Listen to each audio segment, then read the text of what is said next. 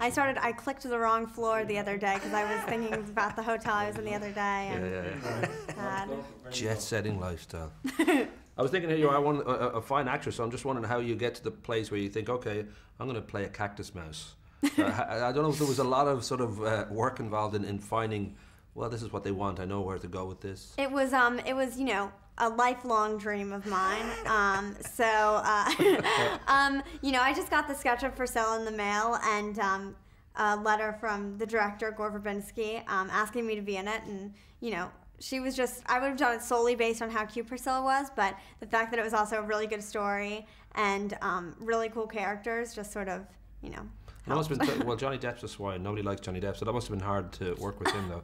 So obviously you had to overcome terrible. that. Yeah, he's an terrible. obnoxious man. No, but he's you know, such a nice try not guy. to say it. It's a secret people don't know outside of the business. But no, he's such a nice guy, and you know, I'd always been a huge fan of the Pirates of the Caribbean movies, so to get to work with both him and Gore was really, really exciting. Well, of course, those guys, you know, they know each other well, and then Johnny brought in John Logan, who sort of worked with him on Sweeney Todd. So I don't know if you felt like you were kind of joining a party, because those guys always give me the impression that they're deliberately sort of trying to mess with whatever, you know, the mainstream might expect or what the studio wants, because that's just their nature. I don't know whether you felt this was a little bit of a rogue party, because they have that air about them.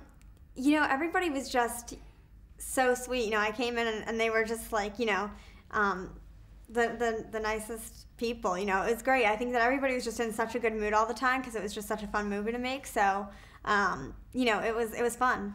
I know it's not the first time you've done the voice work. You voiced Rosebud and Air Buddies, and you've got Quantum Quest going up on the Wild Bunch, I think. Maybe you know, not. I don't really know what's going on with those. You know, I did do voice work on Quantum Quest, but I haven't done any on the Wild Bunch. Right. So I'm not sure. But you know, this was a totally different way of doing animated movies. You know, we sort of you know, It's did costumes, it sort of like, I think. We filmed it all together, and we're, you know, all on the stage together, sort of like a play, and got to sort of, you know, play off of each other, and you know, I wore a hat and braids, and it was fun. I was thinking too that you know, in this line of work since you were 3 and breaking through with Signs, and obviously then the Oscar nomination for Little Miss Sunshine, and you've done some, you know, wonderful work like Zombieland since. I don't know whether it feels like work yet. You know, you're 14, but you've done a lot of work, and I don't know whether it actually feels like there's a routine to this now. I know what I'm doing, and it feels like, you know, this is my regular job, as opposed to it's always a surprise that. You know, I feel really lucky that I get to make movies, and I always feel that way. You know, whenever I get to make a movie, I feel really, you know, grateful that, you know, the director and, you know, the producers let me do it, and you know, I've been really lucky that I've gotten to make movies that I really love. So, you know, it's been a lot of fun.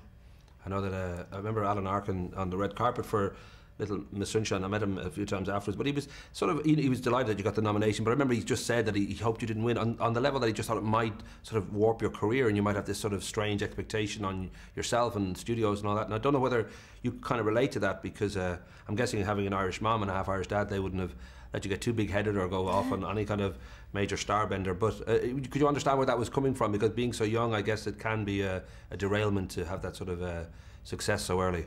You know, I love Alan. You know, he's such a nice guy, and he's so funny.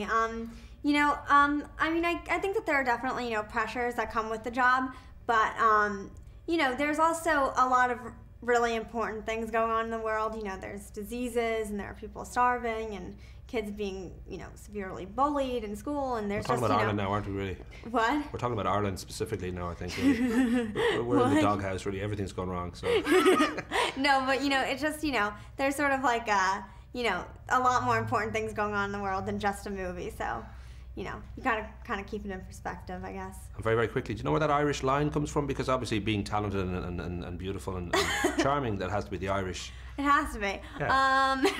No, you know, because my mom is Irish, like, you know, she was born in Jersey, but, you know, right. She's Irish, her dad was Irish, my dad is half Irish, his dad was from Ireland, so. So you could have a castle, there could be a Castle Breslin somewhere we don't know about. You Maybe. could lay claim. Who knows? Rock and roll. I gotta go. Thank you. Talk to you. Yeah. Nice to meet you. Have you got a bit of time, or are you doing the hotel hop off? No, I got like 4.